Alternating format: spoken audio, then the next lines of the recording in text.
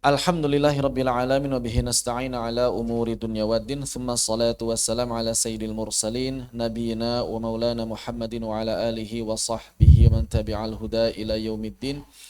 Asyhadu an la ilaha illallah wahdahu la syarika lah wa asyhadu anna Muhammadan abduhu wa rasuluhu alladzi la nabiyya wa la rasula ba'dah. Allahumma anfa'na bima 'allamtana wa 'allimna ma yanfa'una wa zidna 'ilma. Allahumma arhamna bil Qur'ani waj'alil Qur'ana hujjatan lana wa la hujjatan alaina, amin ya rabbal alamin. Alhamdulillah, puji dan syukur kepada Allah Subhanahu wa taala yang kembali mengumpulkan kita dalam majelis penuh barokah ini. Oh iya, ini lupa ya, ini filenya belum dibagikan yang terbaru ya. Enggak apa. Fun jidan. Tapi kalau file PDF yang hadisnya saja sudah ya, udah lama. Kapan enggak tahu tuh. Yang hadisnya doang sudah di-share. Kalau yang versi syarahnya belum.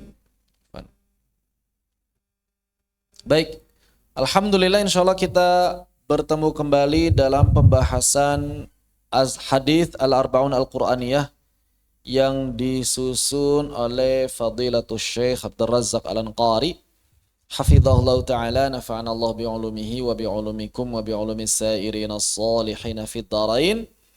Sampai di hadis yang ke-32. Hadis 33 sampai 40 mungkin cuma 2 pertemuan saja karena itu berkaitan dengan fadilah. Jadi mungkin kita cuma tinggal 2 atau 3 pertemuan saja untuk bahas Arba'un Qur'aniyah. Nanti kita bahas hadis-hadis yang lain. Kita lanjutkan dengan beberapa tema. Masih banyak tema yang bisa kita bahas insyaallah. Hadis ke-32. Hadis ke-32, an Abi Hurairah radhiyallahu anhu faqala lahu rajulun hadithna hadithan sami'tahu min Rasulillah sallallahu alaihi wa ala alihi wasallam. Dari Abu Hurairah radhiyallahu an, datang seorang laki-laki kepada beliau, kemudian orang ini mengatakan kepada beliau, hadithna hadithan, tolong bacakan sebuah hadis kepada kami. Sami'tahu min Rasulillah sallallahu alaihi wasallam, yang telah engkau dengar dari Rasulullah sallallahu alaihi wa alihi wasallam. Qala na'am. Baik, kata Abu Hurairah. Maka Abu Hurairah mengatakan, sami'tu Rasulullah sallallahu alaihi wa alihi wasallam yaqul. Abu Hurairah mengatakan, aku telah mendengar bahwa Rasulullah sallallahu alaihi wa alihi wasallam beliau bersabda, apa sabdanya beliau? Inna, sesungguhnya, awalan nasi, orang yang pertama kali, yuqda yaumal qiyamati alaih, orang yang pertama kali disidang, orang yang pertama kali diberikan keputusan pada hari kiamat. Maka di sini Abu Hurairah sebetulnya menyebutkan 3 golongan. 3 golongan manusia yang pertama kali mendapatkan hukuman dari Allah Subhanahu wa taala, mendapatkan keputusan qada. Ada 3 golongan. Namun kemudian di sini Asy-Syalqari hanya menyebutkan 1 di antaranya saja, mengatakan thumma dzakara Abu Hurairah radhiyallahu anhu al-hadits at-tawil. Kemudian Abu Hurairah menyebutkan hadis yang panjang, ila angqal, sampai pada perkataan beliau, wa rajulun ta'allamal ilma wa 'allamah. Dan di antara golongan itu adalah ternyata seorang laki-laki ta'allamal ilma, yang mempelajari ilmu, wa 'allamah, dan mengajarkannya. Ini aktivitas kita sehari-hari, mempelajari ilmu dan mengajarkannya. Wa qara'al Qur'an, membaca dan menghafalkan Al-Qur'an. Fa utiya bihi fa'arafahu ni'amahu fa'arafaha. Kemudian ditunjukkanlah semua itu padanya. Dia pun mengakui nikmat-nikmat tersebut. menyatakan bahwa ini adalah nikmat yang telah diberikan oleh Allah Subhanahu wa taala. Bahwa ketika di dunia dia bisa belajar, bisa mengajar, bisa membaca Al-Quran, bisa menghafalkan Al-Quran, bisa menyimak bacaan Al-Quran. Qala fama amilta fiha. Kemudian ditanyakan kepada orang ini, buat apa engkau melakukan semua itu? Kamu capek-capek masuk kelas, kamu capek-capek ngajar, capek-capek ngafalin Al-Quran, murojaah, itu kan capek. Kenapa melakukan semua itu? Maka orang ini menjawab, qala ta'allamtul ilma, aku menuntut ilmu, ikut daurah kesana kemari, menghabiskan uang. Nuntut ilmu itu ngabisin uang, bukan menghasilkan uang. Ngabisin waktu, merelakan waktu mainnya buat baca kitab, buat mengerjakan tugas, buat murojaah pelajaran. Wa 'allamtuhu, dan aku pun mengajarkannya, rela meluangkan waktu untuk mengajarkan orang lain. Wa qara'tu fikal Qur'an, dan aku pun membaca Al-Quran, menghafalkan Al-Quran itu untukmu ya Allah, kata orang ini. Jadi orang ini bilang, aku belajar, aku mengajar, aku membaca, mendengar, menghafalkan Al-Quran, itu untukmu ya Allah, kata orang ini. Maka apa yang Allah katakan? Kadzabta, engkau berdusta. Engkau berdusta. Kenapa? Karena ternyata dibukakan hatinya pada saat itu, lalu tampaklah apa yang ada di dalam hatinya. Ternyata apa yang ada dalam hatinya? Walakinnaka ta'allamtal ilma liyuqal alim. Kamu itu sebetulnya dulu belajar ngajar cuma supaya pengen disebut alim, supaya pengen dipanggil ustadz, ustadzah, cuma supaya banyak dapat followers, cuma supaya banyak dapat viewers, cuma supaya dapat banyak subscribers, cuma supaya dapat banyak yang endorse. Bukan untuk Allah. Wa qara'tal Qur'ana liyuqal huwa qari, dan kamu belajar Al-Qur'an, ngafal Al-Qur'an, belajar tajwid, qiraat, talaki kesana kemari, ngajar kesana kemari, ikut daurah kesana kemari, ngambil ijazah ini, ijazah itu, liyuqal qari, cuma karena pengen disebut qari, cuma supaya eksistensinya di dalam dunia Al-Quran dinilai lebih tinggi dibandingkan teman-temannya. Faqad qil, dan engkau telah mendapatkannya di dunia. Udah disebut ustadz, udah disebut alim, udah banyak subscribers, udah banyak yang endorse, udah disebut sebagai qari, udah disebut sebagai ahli Al-Quran di dunia. Ya sudah, minta apa lagi di akhirat? Gak usah minta apa-apa di akhirat, kata Allah Subhanahu wa ta'ala.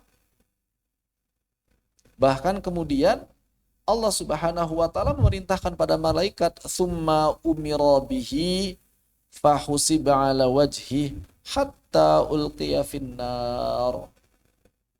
Bahkan kemudian diperintahkan, malaikat diperintahkan untuk menyeret wajahnya hingga ia dilemparkan ke dalam neraka.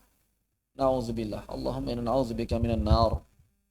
Rawahu Muslim wa ghairuhu wa hadha juz'un minal hadis. Ini adalah penggalan dari hadis yang panjang. Dalam hadis yang panjang lengkapnya disebutkan 3 golongan. Yang pertama adalah orang yang berjihad fi sabilillah. Orang yang berjihad di jalan Allah, membela agama Allah, memerangi orang-orang kafir. Ternyata ada di antara golongan orang-orang yang berjihad itu tidak berjihad untuk Allah. Berjihadnya hanya karena apa? Hanya gara-gara pengen disebut sebagai pahlawan, batol, pemberani, disebut sebagai mujahid. Dan dia sudah disebut sebagai mujahid di dunia. Maka orang ini pun dilemparkan ke dalam neraka. Kemudian yang golongan berikutnya adalah mereka yang bersedekah, berinfak.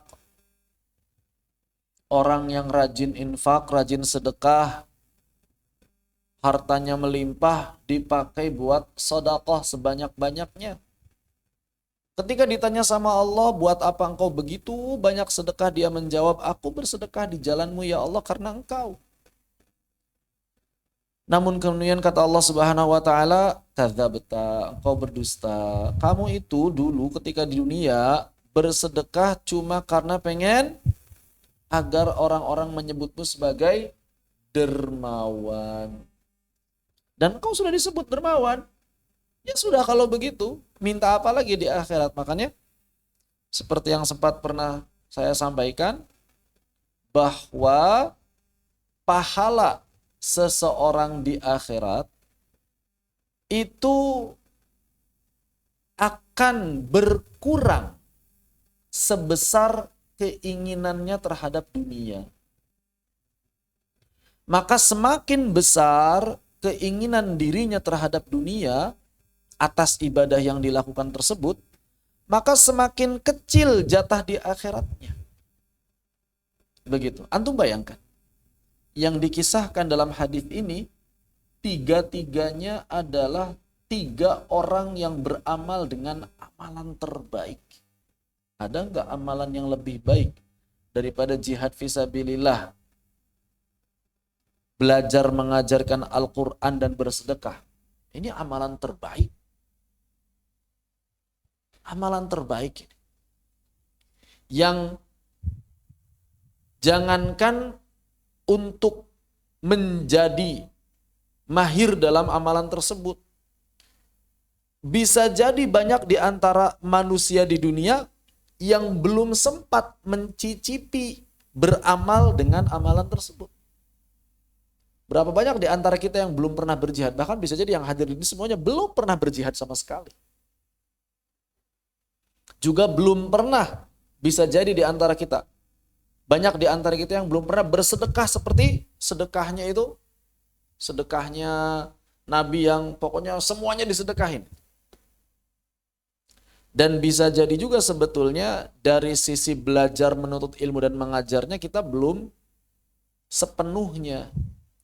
Maka kita bayangkan kalau misalnya orang-orang terbaik saja pada akhirnya ternyata ulqiya finnar, ternyata dilemparkan ke dalam neraka, maka apalagi orang-orang yang belum bisa beramal dengan amalan tersebut. Peluang masuk surganya jelas lebih kecil lagi. Makanya penting bagi kita untuk senantiasa menjaga hati, menjaga keikhlasan, menjaga niat. Ya. Karena ternyata yang pada akhirnya menentukan kita diterima amalnya di akhirat atau tidak itu bukan besar atau kecilnya amalan, tapi lurus atau tidaknya niat kita. Makanya saya juga sering menyampaikan, rubba amalin saghirin yukabbiruhun niyah wa rubba amalin kabirin yusaghiruhun niyah. Betapa banyak amalan yang besar menjadi kecil di sisi Allah Subhanahu wa taala gara-gara niat. Begitu. Rubba amalin saghirin tukabbiruhun niyyah wa rubba amalin kabirin tusaghiruhun niyyah. Betapa banyak amal-amalan yang kecil menjadi besar di sisi Allah Subhanahu wa taala gara-gara niat. Dan betapa banyak amalan yang besar di sisi Allah Subhanahu wa taala di hadapan manusia tapi menjadi kecil di sisi Allah Subhanahu wa taala gara-gara niat. Makanya penting bagi kita menjaga niat karena bisa jadi yang menyelamatkan kita di akhirat ternyata bukan amal-amalan yang besar. Bisa jadi amal-amalan yang kita anggap remeh. Makanya jangan sepelekan amalan sekecil apapun, niatkan, ikhlaskan karena Allah Subhanahu wa taala. Misal yang sederhana apa? Yang sederhana nih kalau berkeluarga. Antum misalnya memberi hadiah kepada orang tua, ngambilin air minum buat orang tua. Misalnya, orang tua minta tolong, "Nak, tolong ambilkan air minum." Bisa jadi karena antum begitu ikhlas mengerjakan itu karena Allah Subhanahu wa taala, bisa jadi justru amalan itu yang menyelamatkan antum di akhirat. Saking ikhlasnya antum. Atau misalnya suami yang berikan nafkah kepada keluarganya. Ngasih nafkah ke istrinya, ngasih nafkah ke anaknya dengan penuh keikhlasan. Ya Allah, aku memberikan nafkah ini dalam rangka tunduk taat menuruti perintahmu ya Allah. Subhanallah. Bisa jadi justru itu yang menyelamatkan di akhirat. Bukan amal-amalan yang kelihatannya besar. Dan lain sebagainya. Atau bisa jadi nyapu halaman, sekadar membersihkan rumput, menyingkirkan duri, ngepel gara-gara ada misalnya kotoran. Bisa jadi karena kita ikhlas di sana, itu justru yang akan menyelamatkan kita di akhirat. Kita tidak pernah tahu. Makanya kalau kita berbuat kebaikan, jangan lupa niatkan ikhlas untuk Allah Subhanahu wa taala. Ya Allah, aku tidak inginkan apapun dari amalan ini, aku hanya berharap mudah-mudahan ini jadi jalan keselamatan. Udah begitu. Seperti itu. Ya. Demikian. Wallahu taala a'lam. Ini penting. Menjaga keikhlasan. Makanya innamal a'malu binniyat. Hadis ini memberikan pelajaran kepada kita bahwa setiap manusia wajib menjaga keikhlasan niat hatinya. Eja, maju. Maju. Hadis ini memberikan pelajaran pada kita bahwa setiap manusia wajib menjaga keikhlasan niat di dalam hatinya. Cuma di sini ada pelajaran penting. Jangan sampai karena kita sudah mendengar hadis ini, terus kemudian malah jadi takut belajar Al-Quran, jadi takut ngajar Al-Quran, jadi takut ngafal Al-Quran. Aduh, takut nggak ikhlas, akhirnya nggak belajar. Takut nggak ikhlas, akhirnya nggak sholat sunnah. Takut nggak ikhlas, akhirnya nggak sedekah. Takut nggak ikhlas, akhirnya nggak puasa sunnah. Tepat nggak? Jawabannya tidak tepat. Kenapa? Karena yang tepat adalah seseorang tetap mesti belajar, tetap mesti menghafal, tetap mesti mengajarkan Al-Quran. Sambil bersamaan dengan itu, dia terus berusaha dan berdoa agar Allah menjaga hatinya dari ujub, riya, dan sum'ah. Ujub itu berbangga diri, merasa kita sudah melakukan hal besar. Pernah saya sampaikan juga ya, bahwa Al-Imam Al-Ghazali memberikan perumpamaan lebih baik orang yang tidak sholat malam tapi bangun dalam keadaan menyesal karena kesiangan. Wah, bangun udah subuh. Terus dia nangis, ya Allah, kenapa malam ini gak ada kesempatan buat sholat malam walaupun cuma 3 rakaat. Dia nangis. Itu lebih baik daripada orang yang bangun jam 2, jam 3, kemudian sholat malam, bahkan sholat malamnya bisa jadi 11 rakaat, bahkan bisa jadi 23 rakaat. Kemudian setelah sholat, muncul rasa bangga di dalam hatinya. Oh, saya sudah sholat dibandingkan teman-teman saya nggak pada sholat. Oh, saya yang terbaik malam ini. Nah, itu bisa jadi justru nilainya di sisi Allah. Tangisan orang yang menyesal tadi bisa jadi nilainya di sisi Allah lebih besar. Bahkan bisa jadi orang yang sholat malam ini hapuslah, hilanglah pahalanya gara-gara sifat ujub dalam dirinya. Makanya kita mesti butuh banyak berdoa agar Allah menghancurkan sifat ujub, riya, dan sum'ah tadi. Tapi jangan sampai kita tidak jadi beramal. Kenapa? Dalam kitab Tibyan kita sudah sama-sama belajar bahwa ternyata meninggalkan amal karena manusia itulah riya. Enggak jadi beramal gara-gara manusia, gara-gara masalah dunia, itulah riya. Loh, terus kalau misalnya beramal karena orang lain, beramal karena dunia apa? Adapun beramal karena manusia, beramal karena dunia, itu syirik.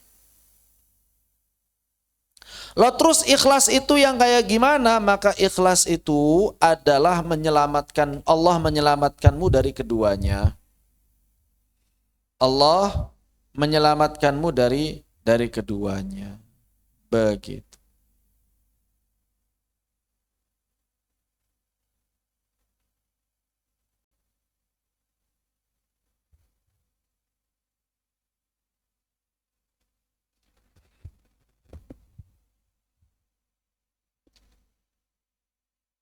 Ini kalau tidak khilaf perkataannya Al-Fudail ibni Iyad.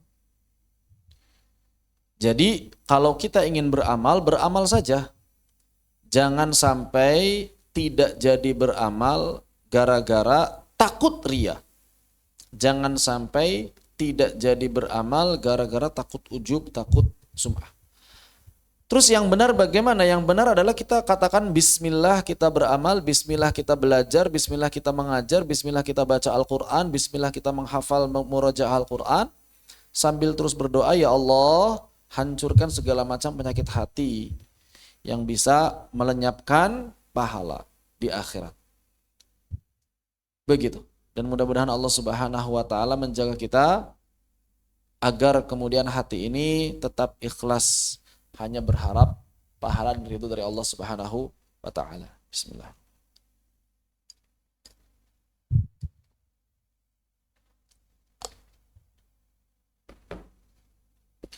Hadis yang ke-33 ini masih nyambung juga dengan hadis yang tadi kita sampaikan. Hadis ke-33, an Abi Malik Al-Asy'ari radhiyallahu anhu qala qala Rasulullah sallallahu alaihi wa ala alihi wasallam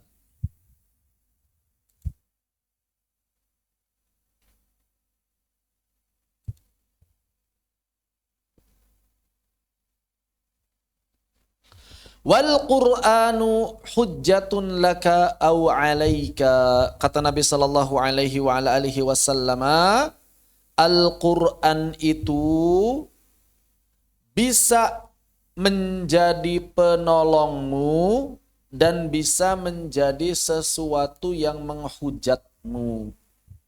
Kata Nabi sallallahu alaihi wasallam, Al-Qur'an itu bisa menjadi penolongmu, hujah bagimu, maksudnya penolong, atau hujah atasmu, maksudnya adalah sesuatu yang menghujat kita. Ini bagian pertama dalam hadis. Bagian keduanya, kullun nasi yaghdu fabai'u nafsahu famu'tiquha au mubiquha, rawahu Muslim wa ghair. Jadi di sini ada dua poin. Yang pertama berkaitan dengan Al-Quran, sama atau lanjutan dari hadis yang ke-32 tadi. Hadis yang ke-32 mengajarkan kepada kita untuk selalu ikhlas. Hadis yang ke-33 mengajar kita agar kita tidak meninggalkan Al-Quran. Hadis ini mengajarkan kepada kita agar kita tidak meninggalkan Al-Quran. Yang pertama. Yang kedua, bahwa hadis ini mengajarkan kepada kita setiap manusia itu selalu melakukan aktivitas transaksi dalam kehidupan sehari-harinya. Kullu nasi yaghdu fabai'u nafsahu. Jadi setiap manusia itu selalu melakukan transaksi jual beli atas dirinya sendiri. Sehingga nanti hasilnya mu'tiquha au mubiquha. Ada yang bisa membebaskan dirinya dari azab dan ada pula yang mencelakakannya. Begitu. Jadi yang pertama berkaitan dengan Al-Quran, hujjatun laka aw alaika. Poin kedua adalah berkaitan dengan kullu nasi yaghdu fabai'u nafsahu famu'tiquha aw mubiquha. Apa penjelasannya? Penjelasannya adalah poin pertama dulu. Kita bahas poin pertama dulu, yaitu berkaitan dengan kalimat wal Qur'anu hujjatun laka au alaika. Para ulama mengatakan bahwa Al-Quran itu akan menjadi saksi di hari kiamat sesuai dengan interaksi kita dengannya. Makanya Al-Quran bisa menjadi hujjah, pelindung bagi kita. Namun Al-Quran juga bisa menjadi sesuatu yang dapat menghujat kita.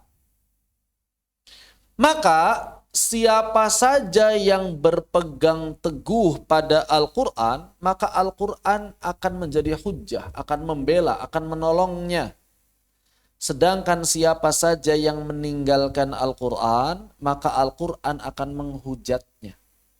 Pertanyaan, yang disebut meninggalkan Al-Quran itu apa?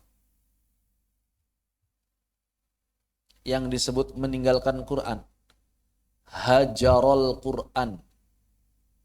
Ada kalimat di dalam Al-Quran, Allah Subhanahu wa taala berfirman, wa qala ar-rasulu ya rabbi inna qaumi ittakhadhu hadzal qur'ana mahjura.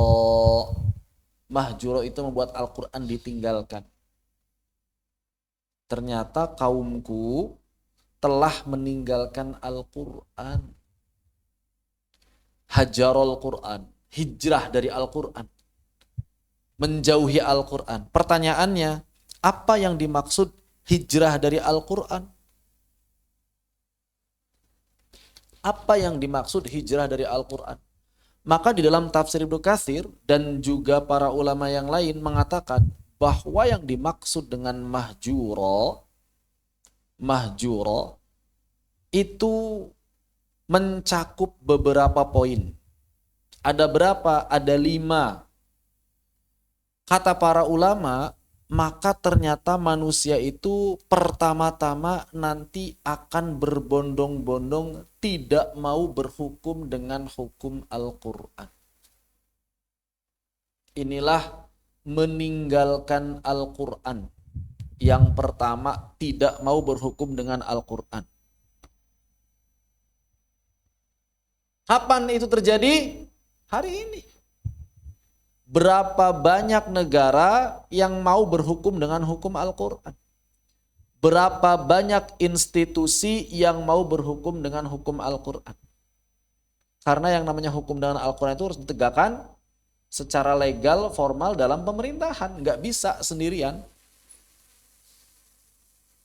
Nggak bisa hukum Al-Quran ditegakkan sendirian. Bagaimana caranya? Ada orang mencuri, misal. Kata Al-Quran, harus dipotong.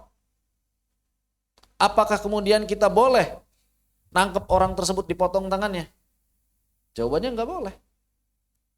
Karena harus ada dalam institusi yang resmi, legal formal, ada hakim yang menentukan.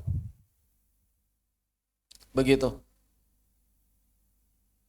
Maka ternyata dari 5 poin ini, nomor 5 sudah ditinggalkan. Sedikit negara yang berhukum dengan hukum Allah hari ini. Bahkan negara-negara yang judulnya negara Islam saja belum 100%. Ya walaupun kita tidak tidak mencela mereka. Alhamdulillah masih diamalkan walaupun sedikit. Ya beda sama di Indonesia. Kalau di Indonesia kan sama sekali enggak begitu. Ada sih hukum pernikahan ya. Hukum pernikahan diamalkan di Indonesia ya. Itu pun ada beberapa poin yang tidak sesuai dengan fikih. Seperti misalnya perceraian. Di dalam standar hukum Indonesia yang judulnya keren judulnya. Kompilasi Hukum Islam, KHI. Judulnya kompilasi hukum Islam. Tapi enggak Islami. Di bab apa misalnya? Bab perceraian. Di negara kita, dua orang yang menikah, kemudian mereka tidak pernah bisa cerai, kecuali kalau diketuk palu di pengadilan. Negara kita, hukum negara kita. Kalau fikih gimana? Hukum Islam, laki-laki yang sudah mengucapkan talak dengan penuh kesadaran ucapan talaknya, maka itu sudah jatuh talak. Udah jatuh talak pada saat itu. Kalau ingin balik lagi wajib rujuk. Dan terhitung talak satu berarti. Talak berikutnya maka berarti talak kedua. Talak berikutnya berarti talak ketiga. Tapi dalam kompilasi hukum Islam negeri ini tidak. Jadi kalau misalnya ada suami istri, udah talak 3 kali, terus datang ke pengadilan agama, maka mereka bisa jadi dianggap masih suami istri gara-gara pengadilan gak setuju cerai. Ini batil, hukum batil. Tidak ada satu madhab pun dalam fikih yang berpendapat seperti itu. Gak ada. Gak jelas itu madhabnya madhab siapa. Artinya negeri ini nanti akan membiarkan 2 orang yang sudah bercerai untuk terus bersama sebagai suami istri. Apa berarti hukumnya? Zina. Siapa yang tanggung jawab? Ya negara. Di akhirat kayak gimana tuh hukumannya tuh? Yang masih kekeh pakai KHI, kompilasi hukum Islam. Judulnya keren, kompilasi hukum Islam. Tapi dalam bab perceraian nggak Islam. Kalau dalam bab pernikahan masih oke. Pengadilan agama hanya mengikrar saja. Jadi pernikahan yang dilakukan di bawah tangan itu masih sah. Alhamdulillah. Tapi perceraian enggak. Alasannya apa? Alasannya supaya orang enggak bermudah-mudah dalam cerai. Ya berarti kalau misalnya begitu, ada orang yang udah cerai 1000 kali pun masih dianggap suami istri. Bahaya, lebih bahaya. Makanya banyak kasus suami istri yang sudah talak berkali-kali, kemudian mereka ingin ngambil surat cerai dari pengadilan, malah jadi suami istri lagi. Wah ini bahaya. Hukum Islam ditinggalkan. Ini yang masuk dalam KHI, kompilasi hukum Islam. Kita lihat hukum perdata dalam Indonesia. Islami? Oh enggak. Jual beli, utang piutang, bank, semuanya bukan pakai hukum Islam. Hukum perdata di Indonesia. Mana ada hukum Islam? Hukum perdata. Pidana apa lagi? Nggak ada hukum Islam. Ditinggalkan. Hukum Islam sudah ditinggalkan di negeri ini. Cuma sebagian kecil aja. Yang keempat, tidak mau mengamalkan secara individu. Al-Quran sudah banyak yang tidak mau mengamalkan. Iya kan? Banyak orang tidak mau mengamalkan Al-Quran. Sudah tidak mau mengamalkan Al-Quran. Banyak orang nggak mau ngamalin Al-Quran. Kata Al-Quran A, pengennya B. Masalah apa misalnya? Masalah riba. Berapa banyak orang kalau dikasih tahu permasalahan riba itu ngamuk, marah-marah. Ya enggak? Enggak boleh Pak, ini riba. Riba haram, dikit-dikit haram, dikit-dikit haram, dikit-dikit riba, dikit-dikit riba. Ketika dikasih tahu akad yang syar'i, sebetulnya kalau pengen enggak riba itu gampang. Akadnya begini, akadnya begini. Jawabannya apa? Wah sama aja kalau gitu mah. Sama-sama cari untung atas nama syariat. Jawabannya begitu. Wal'iyadzubillah. Enggak mau mengamalkan Al-Quran. Masalah waris. Banyak orang enggak mau pakai hukum Al-Quran itu kalau udah warisan. Rebutan. Enggak mau mengamalkan isi kandungan Al-Quran. Padahal enggak butuh negara. untuk menjauhi riba itu nggak butuh negara. Pengamalan pribadi. Bahkan hari ini sholat, zakat, puasa saja sudah banyak ditinggalkan. Orang yang masih sholat kaum muslimin itu cuma 60% di Indonesia. Yang masih sholat itu 60%. Ini 60% itu nggak tahu bener, nggak tahu nggak sholat. Pokoknya sholat aja. Dan nggak tahu sholatnya 5 waktu atau 3 waktu, nggak tahu tuh. Masih sholat. Berarti 40% itu udah nggak sholat sama sekali, blas. Subhanallah. Ini kalau dalam mazhab Imam Ahmad bin Hanbal udah murtad semua itu. Yang nggak sholat sama sekali. Inilah realita kaum muslimin hari ini. Bahkan sudah berapa banyak orang yang meninggalkan untuk memahami Al-Quran. Memahami Al-Quran sudah ditinggalkan. Berapa banyak orang yang paham Al-Quran? Makanya saya sering nanyakan, apa makna dari wa min syarri ghasiqin idza waqab? Itu banyak yang nggak paham. Gimana caranya mau mengamalkan Al-Quran kalau ayat pendek saja tidak bisa dipahami? Jangankan memahami kandungan Al-Quran, bacanya saja banyak yang nggak bisa.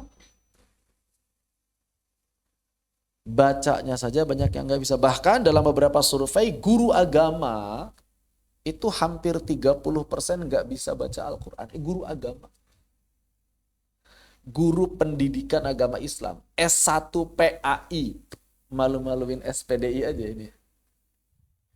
Nggak bisa baca Al-Quran hampir 30%. Nggak bisa baca Al-Quran. Gimana ceritanya guru PAI nggak bisa baca Al-Quran?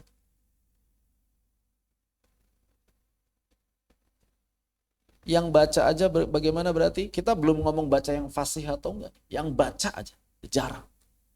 Walaupun mulai makin ramai sekarang orang baca Al-Quran, ngafal Al-Quran. Ya tapi cuma tinggal tersisa 2 ini saja yang ada di tengah-tengah kaum muslimin. Mendengarkan Al-Quran dan membaca Al-Quran. Memahami udah hilang. Mengamalkan hilang banget. Menegakkan hukumnya apalagi. Bisa-bisa antum bakal dituduh teroris kalau berusaha menegakkan hukum Islam. Udah bukan hilang lagi hukum Islam itu. Udah jadi musuh hukum Islam itu. Hari ini. Kalau antum ngomongin hukum Islam, dituduh apa? Teroris. Minimal dituduh Hizbut Tahrir atau Wahabi dan lain sebagainya. Intinya antum pasti bakal dimusuhi. Padahal kewajiban menegakkan syariat Islam, hukum Islam, itu bukan cuma kewajiban bukan cuma syiar orang-orang Hizbut Tahrir. Kita harusnya mensyiarkan semua itu. Karena memang harus ditegakkan hukum Allah. Kalau mau berbicara dalil, ya seabrek-abrek di dalam Al-Quran berbicara itu.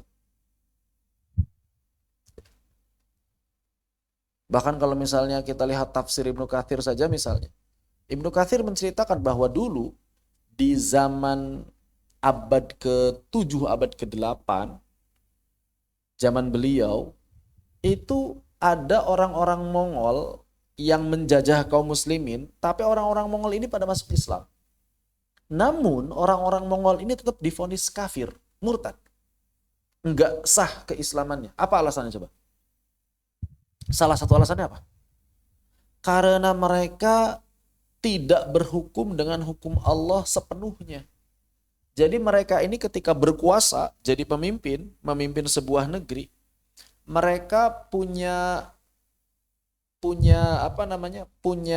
undang-undang sendiri.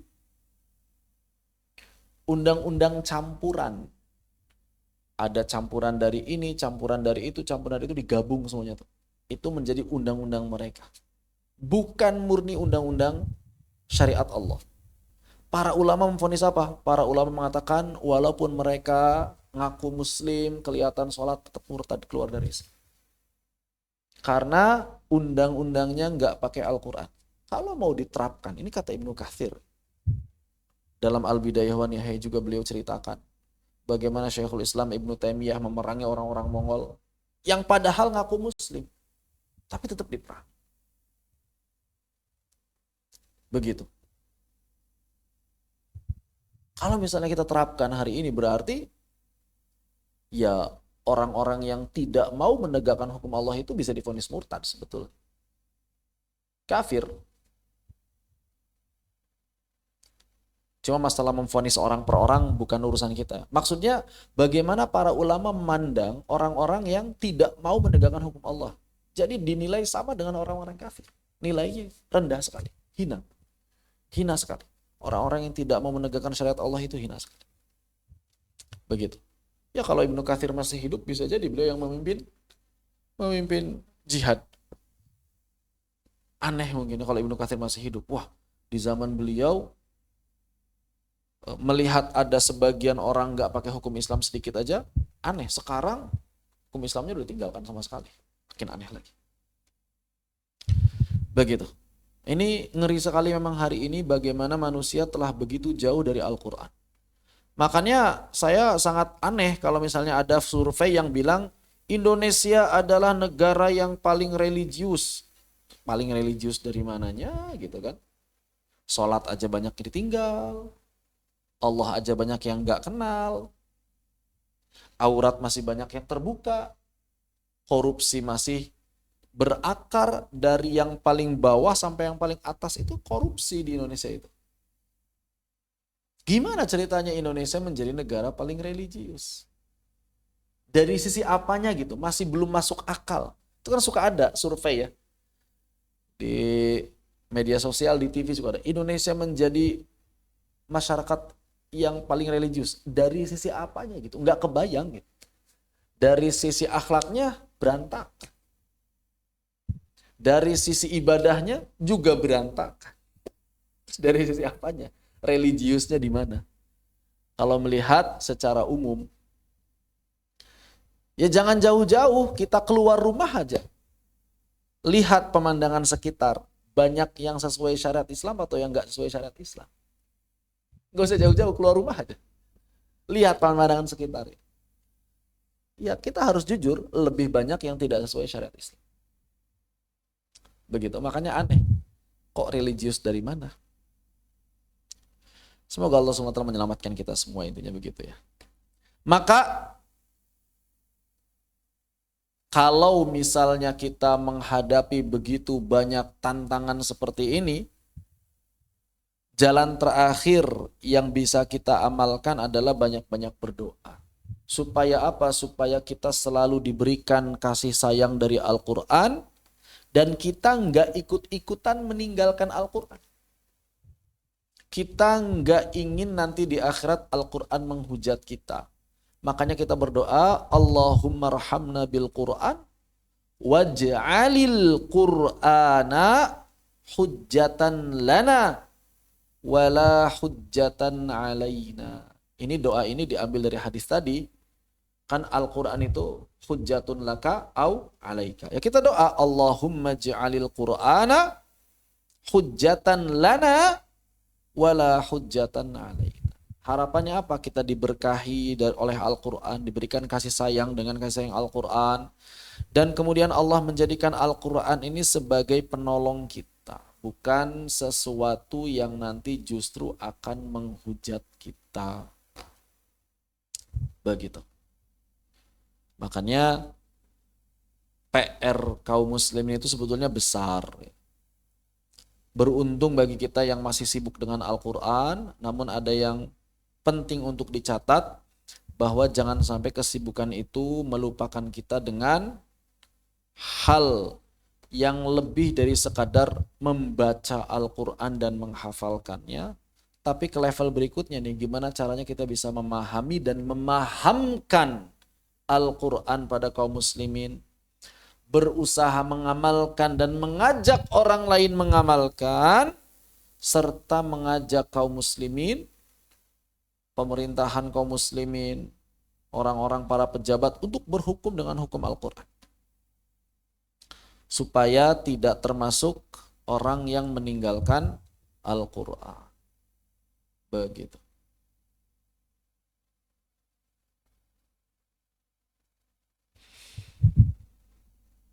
Kemudian penggalan hadis yang kedua berkaitan dengan orang kullun nasi yaghdu. Ya, bahwa setiap manusia itu ketika mereka berpagi hari pasti fabai'u nafsahu, maka mereka melakukan transaksi. Maksudnya apa? Menjual dirinya. Maksudnya adalah bahwa setiap hari manusia itu hakikatnya akan bertransaksi dengan amalannya masing-masing. Maka ketika ada transaksi, hanya ada satu kepastian. Pasti untung atau pasti rugi. Pertanyaannya, berdasarkan ayat, manusia itu defaultnya rugi atau untung?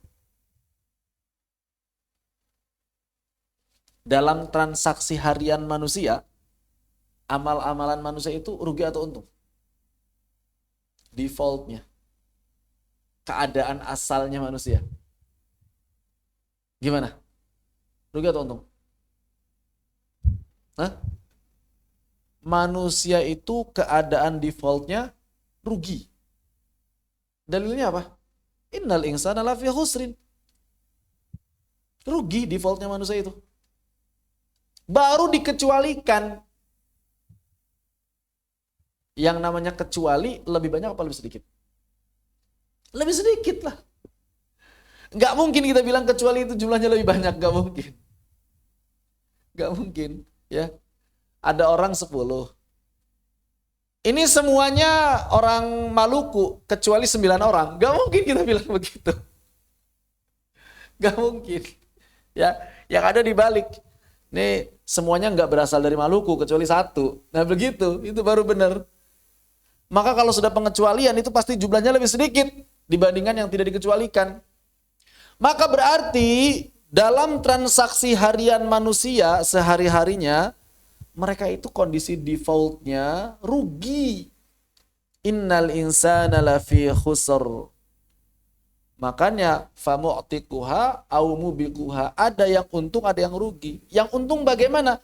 Allah ngasih tahu kalau pengen untung illal ladzina amanu wa 'amilus solihati wa tawassaw bil haqqi wa tawassaw bis sabr. Ternyata kata Allah Subhanahu wa taala, kalau pengen untung harus beriman. Iman yang benar-benar menghujam. Tasdiqul jazm, iman yang benar-benar hujam. Tidak ada sedikit pun keraguan. Keraguan pada Allah, keraguan pada malaikat, keraguan pada Al-Quran, keraguan pada Nabi, keraguan pada hari kiamat, keraguan pada takdir. Ini yang paling sering nih. Keraguan pada takdir. Ini banyak orang ragu terhadap takdir. Gak boleh ada keraguan sedikit pun. Banyak orang selamat. Iman terhadap Allah selamat. Iman terhadap malaikat selamat, Rasul, kitab, hari akhir selamat. Tapi kalau sudah berurusan sama takdir, banyak orang nggak selamat. Kenapa? Karena banyak orang yang merasa kecewa terhadap takdir. Oh ini udah berarti udah nggak beriman. Padahal yang menetapkan semua telah terjadi itu Allah. Jadi kalau semua sudah terjadi itu pasti takdir Allah. Sering dengar nggak? Antum sering dengar nggak misalnya ada orang bilang begini, ini ada kejadian ini takdir bukan ya? Sering dengar kejadian begitu? Itu berarti dia ragu sama takdir, belum beriman berarti. Kalau masih terus dalam keraguan seperti itu belum muslim, bisa keluar dari Islam dia. Orang yang nanya ini takdir atau bukan, kan udah terjadi. Takdir atau bukan? Ya takdir yang udah terjadi. Misalnya ada pesantren runtuh, takdir bukan? Takdir. Siapa yang bilang bukan takdir? Cuma bukan berarti takdir itu seseorang bebas dari hukuman. Itu urusan lain. Itu urusan lain. Kalau misalnya mau ada pencurian takdir bukan? Takdir lah kalau sudah terjadi. Ada orang korupsi, takdir bukan? Takdir. Tapi bukan berarti lepas dari hukuman. Semua yang telah terjadi takdir Allah Subhanahu wa taala. Harus kita yakini. Maksudnya apa? Maksudnya kalau Allah tidak memberikan atau tidak mengizinkan itu terjadi, itu tidak akan terjadi. Jadi semua yang terjadi itu atas izin Allah Subhanahu wa taala. Loh, berarti korupsi, kejahatan, orang-orang Israel yang ngebom Gaza, kemudian perang Amerika-Iran, itu semuanya atas izin Allah. Ya jelas atas izin Allah. Ini banyak orang bingung, masa Allah mengizinkan kejahatan? Jadi begini, Allah itu telah membuat sistem dalam dunia ini yang namanya sistem sebab akibat. Api membakar, itu sebab akibat. Manusia diberikan kekuasaan oleh Allah untuk memilih sebab mana yang akan dia lakukan. Dan Allah sudah atur akibatnya apa. Begitu. Jadi kalau misalnya ada orang korupsi, ya itu karena memang Allah sudah menciptakan sistem bahwa orang ini diberikan kemampuan untuk korupsi. Sekaligus sebetulnya orang ini juga diberikan kemampuan untuk tidak korupsi. Tapi Allah sudah mengatur sistemnya. Dia mau pilih yang manapun, ada akibatnya masing-masing. Karena dia memilih untuk korupsi, maka akibat yang ditimbulkannya adalah A, yaitu semuanya atas izin Allah. Karena kalau Allah tidak mengizinkan, nggak akan terjadi korupsi. Sistem itu berjalan, semuanya atas izin Allah Subhanahu wa Ta'ala. Beda dengan pemikiran orang-orang Majusi. Kalau orang-orang Majusi berkeyakinan seluruh kebaikan diatur oleh Tuhan, seluruh kejahatan diatur oleh iblis. Itu Majusi. Makanya kebaikan dan kejahatan berperang, kata mereka. Logikanya bagus, tapi ini bukan akidah Islam. Bahkan iblis saja nggak bisa goda manusia kecuali setelah diizinkan Allah. Kan iblis minta izin kan sama Allah kan? Ditangguhkan sampai hari kiamat. Allah izinkan. Tapi memang ada beberapa poin pengecualian, berarti sedikit. Ada keadaan-keadaan khusus yang Allah ternyata atur. Sebagian manusia ini bisa hidup tidak mengikuti sistem tadi. Contohnya apa? Contohnya tongkatnya Nabi Musa bisa membelah lautan. Ini kan nggak sesuai sistem sebetulnya. Contohnya Nabi Ibrahim yang dibakar tapi nggak terbakar. Ini keluar dari sistem. Termasuk sebagian di antara kita bisa jadi ada yang secara sistem itu nggak sesuai. Misalnya apa? Pengen maksiat tapi nggak berhasil-berhasil. Itu berarti saking sayangnya Allah sama kita, ditahan terus. Pengen maksiat, maksiatnya di luar, dibuat hujan. Nggak jadi. Pengen maksiat, ternyata kecelakaan dulu. Akhirnya ingat, oh iya gara-gara tadi perjalanan pengen maksiat. Itu banyak seperti itu. Sebaliknya, betapa banyak orang yang ingin berbuat baik, tapi Allah halang-halangi.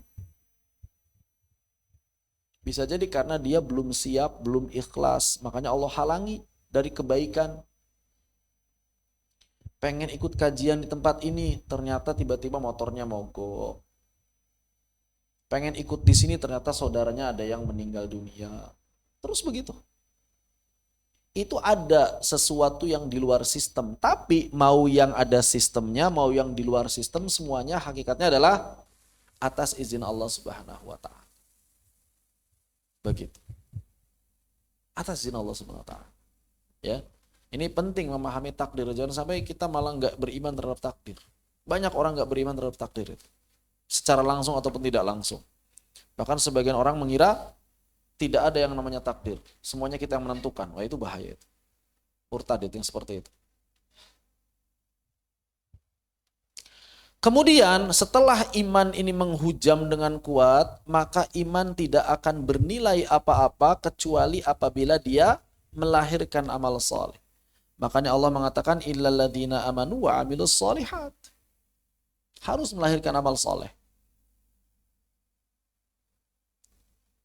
Dan setelah melahirkan amal soleh, tidak boleh dia soleh sendirian. Harus ada upaya untuk berdakwah. Tawasau bil haqqi wa tawasau bis sabr. Tawasau bil haqq, saling menasehati dalam kebenaran. Tawasau bis sabr, saling menasehati dalam kesabaran. Harus seperti itu, dakwah.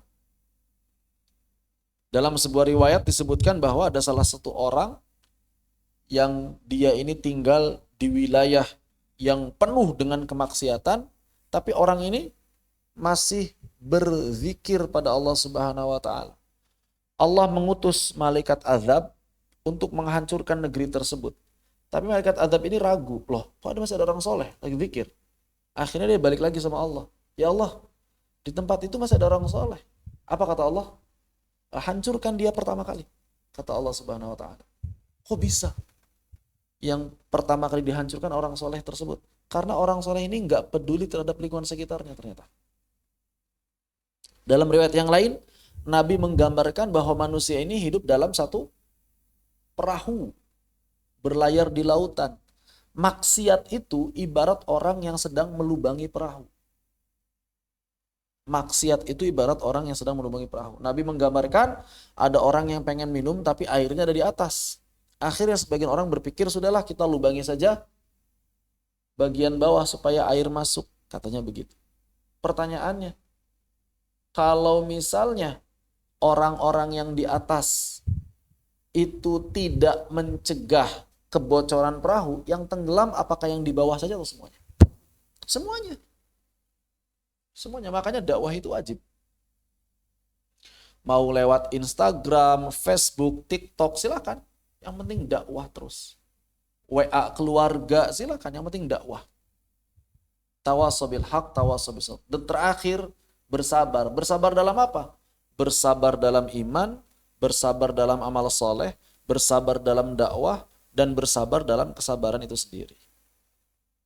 Ya ayyuhalladzina amanusbiru wasobiru. Jadi kesabaran itu gak ada batasnya dalam Islam.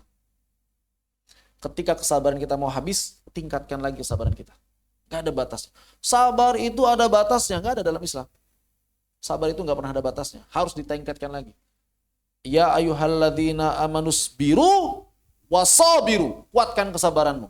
Udah mau habis, wasabiru. Udah mau habis, wasabiru. Terus begitu. Cuma banyak salah kaprah. Sebagian orang mengira sabar itu diam. Itu keliru. Sabar itu bukan diam. Termasuk menerima takdir. Menerima takdir itu bukan diam. Sabar, menerima takdir ini banyak orang yang keliru. Misal, saya analogikan dengan orang yang naik kereta. Kita misalnya naik di stasiun UI, di sini paling dekat, stasiun UI. Naik. Tujuannya mau kemana? Tujuannya mau ke Depok Lama. UI, Depok Baru, Depok Lama. Tujuannya cuma 2 stasiun.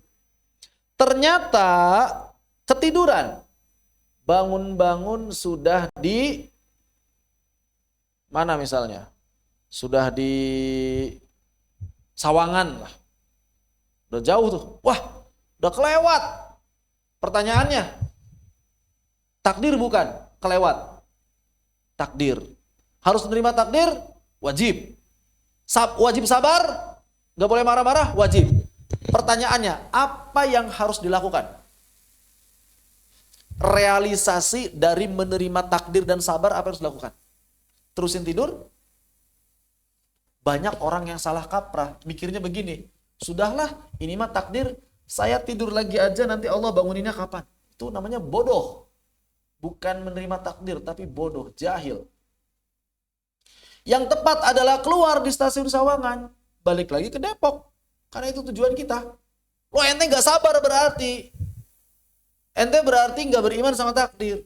Loh, apa hubungannya gak beriman sama takdir? Apa hubungannya dengan gak sabar?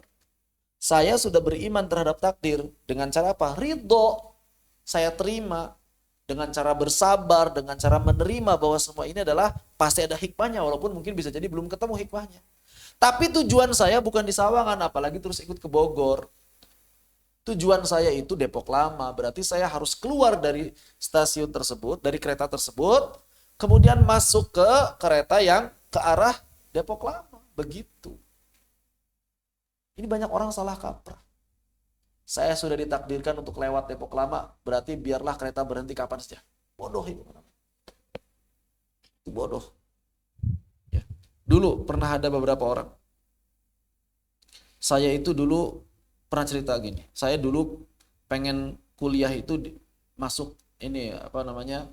masuk di universitas A gitu ya. Terus kemudian ternyata saya diterima di universitas B. Takdir bukan? Takdir. Pertanyaan, boleh nggak ikut apa istilahnya sekarang? SNMPTN. Ya, betul namanya itu. Boleh nggak ikut SNMPTN lagi tahun berikutnya? Ya boleh, siapa yang larang? Siapa yang larang? Yang penting punya duit, tanggung jawab. Iya kan? Siapa yang larang? Bahkan, boleh nggak misalnya, aduh diterimanya di universitas yang ini, saya nggak kuliah aja deh. Tahun ini saya mau pengembangan diri aja, mau kursus, mau ikut daurah, boleh nggak? Boleh, nggak masalah. Sebagian orang mengira menerima dengan takdir itu, kalau udah pilih itu harus itu. Salah. Bahkan ada sebagian orang yang begini. Saya dulu pengen ngekos tuh sebetulnya di blok sana, karena orangnya baik-baik, kalem-kalem. Qadarullah, pas waktu daftar ulang, dapatnya daerah sini, wilayah yang rusak. Ditakdirkan bukan? Takdir. Terus kemudian, udah tahu wilayahnya rusak nih ya, pindah atau enggak yang lebih baik? Ya pindahlah kalau mampu. Bukan malah, Allah sudah menakdirkan saya di sini, berarti saya harus di sini. Loh, itu bodoh namanya. Udah tahu bakal merusak, malah diam di situ. Jadi menerima takdir itu bukan diam. Menerima takdir itu maksudnya ridho terhadap keputusan Allah. Tapi setelah itu kita mau melangkah kemana, itu Allah berikan pilihan lagi. Allah berikan pilihan lagi, silahkan.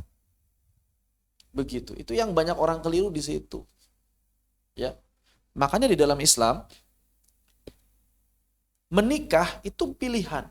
Bercerai pun pilihan. Rujuk pun pilihan. Nikah lagi pun pilihan. Nggak ada yang terpaksa. Semuanya pilihan. Kita bisa memilih, kita juga bisa tidak memilih. Beda sama agama Katolik kan, nggak boleh cerai. Pokoknya kalaupun kamu dipukul, tampar pipi kanan, berikan pipi kiri gitu. Aneh, kayak gitu nggak bisa. Apa yang telah terjadi itu takdir. Tapi setelah itu, apa yang belum terjadi, kembali itu merupakan pilihan-pilihan yang sifatnya misteri. Kita boleh memilih manapun, yang penting sesuai syariat dan kita bertanggung jawab atas pilihan tersebut. Begitu. Kita pilih mau taat, itu adalah pilihan kita. Kita pilih mau tidak taat, itu adalah pilihan kita. Dan Allah akan memberikan jalan masing-masing sesuai pilihan kita. Fasanu yassiruhu lil yusra, fasanu yassiruhu lil usra. Allah kasih jalannya kok. Kamu pilih taat, Allah kasih jalannya. Kamu pilih maksiat, Allah kasih jalan. Begitu. Wallahu a'lam bishawab. Kalau kita sudah berusaha, namun ternyata hasilnya belum sesuai dengan apa yang direncanakan, maka pada saat itulah kita kemudian berserah. Oh iya, yang menentukan hasil akhir itu bukan saya, bukan usaha, tapi Allah. Begitu. Itulah legowo terhadap takdir. Bukan berarti kemudian diam. Itu bukan. Penting untuk dipahami karena banyak orang keliru memahami takdir. Maka kemudian yang kedua adalah mubiquha, orang yang mencelakakan dirinya dan berakhir dengan kerugian. Dengan apa? Yang paling parah ya dengan kekufuran. Atau maksiat, atau belum sampai tahap maksiat tapi sudah lalai. Karena perbuatan yang mubah kalau dilakukan terus-menerus itu nanti akan membahayakan diri. Perbuatan yang mubah, yang halal, kalau terus-menerus dilakukan tanpa ada batasan, maka itu akan membahayakan. Makanya segala sesuatu yang berlebihan itu tidak baik. Ya sebetulnya jangankan yang mubah ya. Ibadah saja berlebihan itu tidak baik. Ibadah itu nggak boleh berlebihan. Makanya Nabi pernah melarang 3 orang sahabat. Yang pertama, dia pengen sholat malam semalam suntuk. Nggak boleh. Nabi bilang nggak boleh. Aku sholat dan aku pun tidur, kata Nabi. Yang kedua, pengen puasa, nggak berhenti-berhenti. Kayak orang bertapa, 40 hari, 40 malam, nggak berhenti. Nggak boleh juga. Kata Nabi, aku berpuasa dan aku pun berbuka. Dan yang ketiga, orang yang nggak mau nikah. Pokoknya saya nggak mau nikah, supaya bisa fokus ibadah. Nabi nggak boleh. Kata Nabi apa? An-nikah sunnati. Faman raghiba an sunnati falaysa minni, kata Nabi sallallahu alaihi wasallam. Jadi ibadah itu harus proporsional, ya, bukan berlebih-lebihan. Begitu. Wallahu taala a'lam.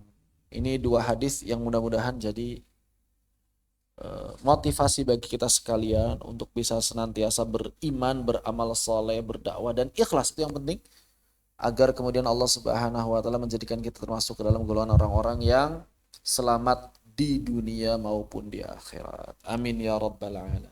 Barakallahu li wa lakum fil Qur'anil azim. Walhamdulillah. Ada yang ingin didiskusikan, disilakan apabila ada yang ingin didiskusikan. Kalau tidak ada berarti kita akhiri sampai di sini. Walhamdulillah rabbil alamin. Untuk yang kajian Al-Wajiz, kitab Al-Wajizul Mufid fi Ahkami Tajwid, maka kalau ada yang mau pesan kitabnya untuk dipakai sambil ngaji bareng, disilakan. Sudah dibuka PO ya, insyaallah. PDF yang ini, nanti belum saya bikin PDF-nya, nanti saya ubah PDF terus dikirim insyaallah. Jadi kalau mau pesan silakan, tapi ya jelas itu belum direvisi karena kita sambil jalan revisinya sambil daurah. Kalau nunggu revisi kapan? Kalau nunggu revisi berarti selesai daurah. Gak tahu kapan, berapa bulan gitu. Ya begitu. Wallahu a'lam bishawab. Demikian. Baik, kalau tidak ada yang didiskusikan berarti kita akhir sampai. Kenapa? Gimana silakan. Boleh? Saya kan baru malam ini mengikuti kelas ini ya. Ada tidak kelas menghafal Ustaz nanti setoran matan hadisnya? Oh enggak, kalau ini enggak ada khusus setoran matan hadisnya. Waktunya ya. Kita enggak ada program karena ini programnya program syarah hadis, bukan hafalan hadis. Begitu. Untuk kedepannya kira-kira ada rencana membuat? Allahu a'lam, bisa jadi nanti karena yang paling sulit itu mencari pembimbingnya, waktunya terbatas gitu ya. Yang paling sulit itu pembimbingnya sebetulnya karena kami masih terbatas tenaga. Begitu. Kami masih terbatas tenaga. Ya, nggak bisa semuanya dihandle sama saya sendirian juga, nggak mungkin. Ya, nggak mungkin sama saya semuanya juga. Begitu. Kalau ada yang mau menghafal sendiri silakan dihafal hadisnya. Kemudian bisa distorkan ke temannya, ke keluarganya, ke suami atau istrinya silakan. Begitu. Allahu a'lam bishawab. Kedepannya apakah ada program menghafal hadis? Wallahu a'lam bishawab. Mungkin ada, tapi sepertinya bukan hadis arba'in ini. Yang ringkas saja, mungkin seperti yang hadis yang di sifat bacaan Nabi mungkin itu lebih singkat. Begitu. Wallahu a'lam bishawab. Untuk program yang ada sementara ini tahsin, talaqi, kalau hafalan itu ada hafalan matan yang baru ada. Hafalan hadis belum. Nanti kalau misalnya sudah ada pembimbing yang siap, yang mudah-mudahan dibuka program hafalan hadis. Ya, program hafalan, tapi belum ada program hafalan hadis. Siapa yang minat? Kalau misalnya ada yang ada program hafalan hadis, siapa yang minat kira-kira? Saya Ustaz udah lama kepengen, maksudnya kan apa ya, sekalian jadi motivasi gitu kan. Di sini kan ada ya motivasinya tentang ancaman-ancamannya lengkap gitu ya. Jadi rasa ini perlu gitu kan untuk yang ngaji-ngaji di grup kami kan ada juga kan ibu-ibu kan, jadi supaya tetap kadang terjaga semangatnya gitu kan, perlu motivasi gitu Ustaz. Ya, kalau untuk motivasi bukan hafal sebetulnya, tapi paham. Karena kalau sekedar hafal nggak cukup jadi motivasi. Kalau alasannya itu sebetulnya, ya. Misalnya kita punya hafalan hadis, bisa disampaikan nggak ke orang lain? Kita punya hafalan hadis, bisa disampaikan nggak ke orang lain? Nggak bisa. Hafalan itu nggak bisa disampaikan ke orang lain. Yang bisa disampaikan itu pemahamannya. Begitu. Nah, begitu. Ya. Nah, betul. Makanya kita sekarang fokus di pemahamannya dulu, karena itu yang urgen. Ya, melihat urgennya di situ. Begitu. Tapi kalau misalnya nanti ke depannya, sekali lagi kalau memang ada siap yang membimbing, selain ini ada nggak yang lain, ada nggak yang siap kalau misalnya ikut? Atau nanti dibuat forum lah, dibuat formulir. Sementara ini belum ya, karena untuk santri sendiri bebannya udah lumayan. Sementara beban hafalan matan. Assalamualaikum Pak Ustaz. Waalaikumsalam warahmatullahi wabarakatuh. Silakan saja. Saya itu nggak mau menghafal, tapi saya senang sarah. Apapun kitabnya saya senang sarah Pak Ustaz sebenarnya. Makanya minting-minting terus kalau Pak Ustaz itu misi gitu loh. Alhamdulillah. Alhamdulillah hari ini Alhamdulillah. Barakallah bisa fiik. masuk lagi. Barakallah. Alhamdulillah. Dan kalau kedepannya Pak Ustaz ada sarah hadis atau kitab apa, bolehlah bagi-bagi linknya Zoom. Pengen nimbrung juga Pak Ustaz. Ya, kalau program di Mukri seperti yang dijelaskan di kajian ya. Untuk kajian itu Ahad malam Senin itu adalah Sulamut Taufiq. Selasa malam Rabu itu adalah Kitabul Wajizul Mufid. Rabu malam Kamis itu sekarang adalah Arbaun Qur'aniyah. Dah. Itu kalau yang untuk kajian malam. Oh, kalau Sulamut Taufik saya udah masuk Pak Ustaz. Alhamdulillah. Dan Kalau saya yang di kajian itu semuanya. Kalau yang program yang lain itu daurah yang pagi sesuai dengan. Jadi semua program saya itu sekarang sesuai dengan kurikulum Mukri aja. Begitu. Ya, sesuai dengan kurikulum Mukri. Pengen Pak Ustaz, karena kalau di Saudi itu nggak seperti di Indonesia Pak Ustaz. Oh, Saudi bukannya banyak kajian? Bukannya banyak di masjidnya? Nggak ada ya? Di sini Pak Ustaz.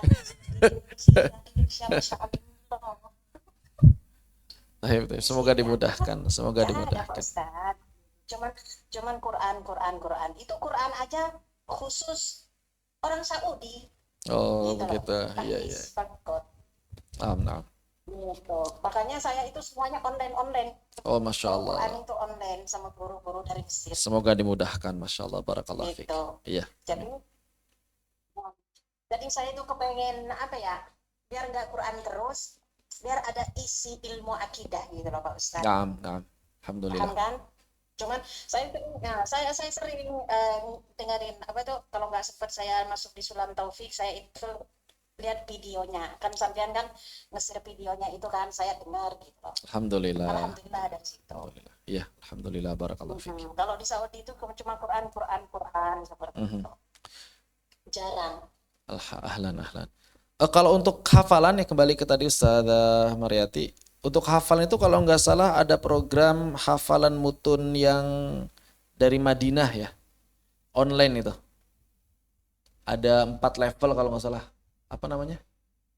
Itu salah satunya ada hafalan hadisnya itu, Arba'in Nawawi. Dan kemudian nanti di level keberapa itu Bulughul Maram, hafalan hadisnya kalau nggak salah. Jadi kalau misalnya mau hafalan hadis silahkan diikuti itu. Judul programnya kalau nggak salah hafalan mutun. Syekh Qasim itu dari Madinah pokoknya programnya itu, dan dapat syahadah. Dapat syahadahnya langsung dari Madinah. Kalau nggak salah judulnya hafalan mutun atau apa ya, saya agak lupa. Banyak itu matanya itu. Ada tajwid, ada hadis, banyak, satu mustawa itu bisa diambil sebagian hafalannya. Atau di tempat yang lain apa yang ada nggak ya hafalan hadis? Saya belum tahu ya. Ada program khusus hafalan hadis, saya belum tahu. Biasanya gitu, program hafalan hadis itu biasanya cabang dari program yang banyak, salah satunya hafalan hadis, biasanya begitu. Dan kalau Arbaun Qur'aniyah saya belum tahu ada program atau enggak. Beberapa program yang ada itu Arba'innya Arba'in Nawawiyah. Karena dia lebih urgen dari si kebutuhan ya. Karena Arba'in Nawawiyah itu kan isi hadisnya pokok-pokok agama, bukan cuma berbicara mengenai Quran sebetulnya. Jadi bisa diikuti program-program itu. Tapi kalau di Mukri sendiri belum, karena seperti yang disampaikan beban santri sudah lumayan banyak, ya. Pembelajarannya juga lumayan berbobot materinya. Khawatirnya malah banyak suruh ngapal, malah nggak ada yang tercapai khawatirnya. Begitu. Jadi kalau saya sendiri, kalau untuk di Mukri sendiri gimana Sada? Kalau tadabbur Quran sampean ada? Dulu ada, cuma sudah selesai. Dulu ada, cuma sudah selesai. Sudah selesai. Mungkin nanti Eh, semester kalau berikutnya, mungkin nanti kapan semester buka berikutnya. lagi? Setiap semester kita sesuai dengan kurikulum, santri. Semua program di sini sesuai dengan kurikulum santri semuanya. Begitu. Oh iya ya, ikut ya nanti kan. Kalau Silakan, ada silakan. buka, Insya Allah, dapat insya kabar. Allah, insya Allah, Insya Allah. Kepengen Pak Ustadz ada insya Allah, insya Allah. Ya, baik. Kalau tidak ada yang didiskusikan berarti sampai di sini dulu. Fanaktafi bihadza walhamdulillahi rabbil alamin. Subhanakallahumma bihamdika asyhadu an la ilaha illa anta astaghfiruka wa atubu ilaik. Allahumma salli afdala salati ala asadi makhluqatika sayyidina Muhammad wa ala alihi wa sahbihi wa sallim adada ma'lumatika wa midada kalimatika kullama ذكرك ذاكرون وغفل عن ذكرك الغافلون بسم الله الرحمن بسم الله الرحمن الرحيم والعصر إن الإنسان إلى الذين آمنوا الصالحات وتواصوا بالحق وتواصوا بالصبر السلام عليكم ورحمة الله وبركاته Waalaikumsalam. عفوا